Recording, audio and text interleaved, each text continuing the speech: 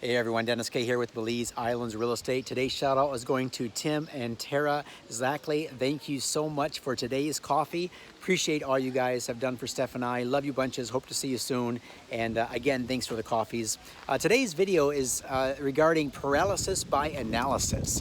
Had a guy in a Zoom call yesterday and he says, Dennis, there's so many options. He goes, I'm starting to get overwhelmed. And you know what happens when you get overwhelmed with options and opportunities is you tend just to freeze up and retract and you don't do anything. Why? Because you're afraid. You're afraid of making the wrong decision. Well, that's why I like to get my clients on these Zoom calls and follow up with them after, because what I do is if they want to buy something, then I present different options that are aligned with their budget and their short and long-term goals.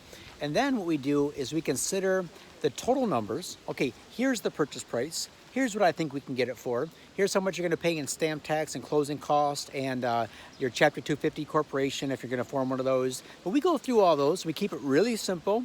And maybe we give you, let's say, 3 options. And normally, I like to give my clients 3 options, no more than 3, right? Because if I've done my homework well enough, then 3 options really is all that's going to be out there that meets their needs anyway. So what we do is we consider all the costs involved. All right, here's the area.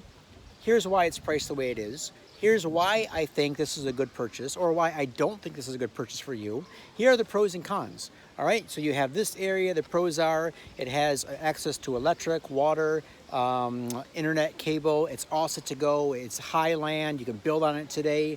That's a pro, but a con is, well, this might not be the area that you want to be in and so forth. So I go through that on every single property, and usually there's one of them that I think is really going to work the best. But I try to let you come up with that yourself, right? Because I know my clients have to work with them for so long that, there's gonna be one of these 3 that's just gonna be like, you know what, that's the ticket.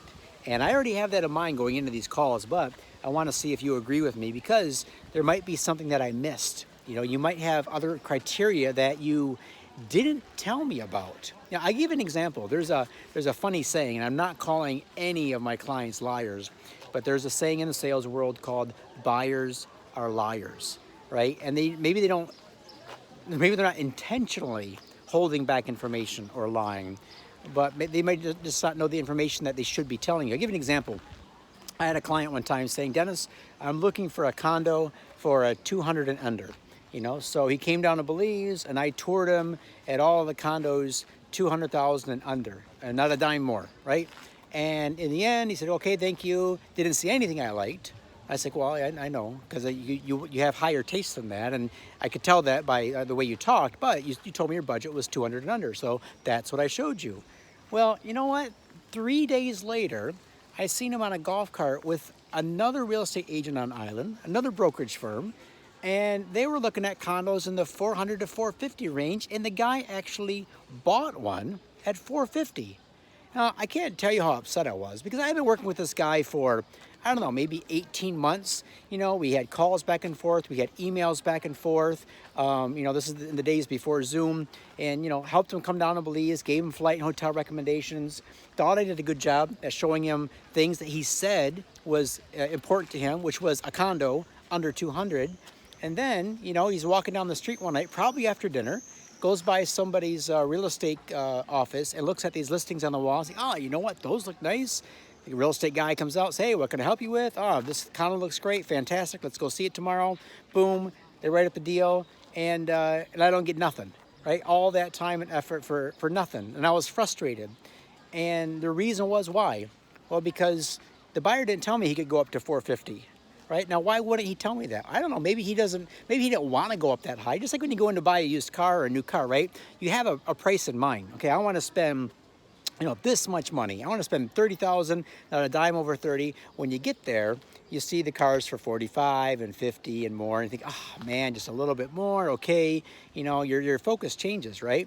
So sometimes you have an ideal budget, something you want to spend, but you could spend more. So all I'm asking you to do is relate that to me, and don't feel that I'm going to be one of these guys that say, well, you told me you could afford 3, so I'm going to show you stuff that are 4 and 5, right? I'm not like that because I try to be respectful of the information you give me. For others of you, you say that having your own place is important, right? So I want my own home. to have my own bathing suit in the drawers. I want to come down, my family pictures are there, everything's set up, you know, and I want it to be my own home. But afterward, we start talking, and you say, you know what, maybe I don't want my own home. Maybe I don't want to be responsible for the maintenance and the upkeep and you know painting the outside and all this kind of stuff. Maybe I just want to rent something on Airbnb. You know, maybe I'd rather go for an investment property that pays me cash, and that way I can come down and rent something each time I come to Belize. Maybe rent in a different area. So I guess what I'm trying to say is, when we get together, let's just be open kimono, right? Just tell me exactly what it is you're looking for. And just don't hold back, you know, and even if it's, you know, I don't know, just tell me everything, right? Because I'm going to tell you everything. I'm not going to cover anything up. You want to ask me about the good, bad, the ugly, the things I don't like about Belize. You know, I often get the question about budget, which I already put a video out on that. I'm very uncomfortable talking about budget. I'll tell you what I spend. I'll tell you what I drop on dinner for Steph and I. I'll tell you how much I spend on the bottle of wine. And I'll tell you where I cut back too, and where I don't spend any money, where I'm very frugal, as they say. So I think it's important for all my clients to know that we're going to work together, and we're going to find you something that works for you. So let's just have a good time with it, man. Let's just have a great time. This is fun. This shouldn't be a chore or a labor. This should be one of the most exciting things that's going on in your life right now, is your plans to move to Belize, to invest in Belize, to have a new chapter of your life, a new start, add some excitement, and we're going to have a good time working together. All right, you guys take care. And again, thanks for the coffee. Appreciate this so much. Hit me up on the link below. Schedule that Zoom call with me, and we'll talk to you soon.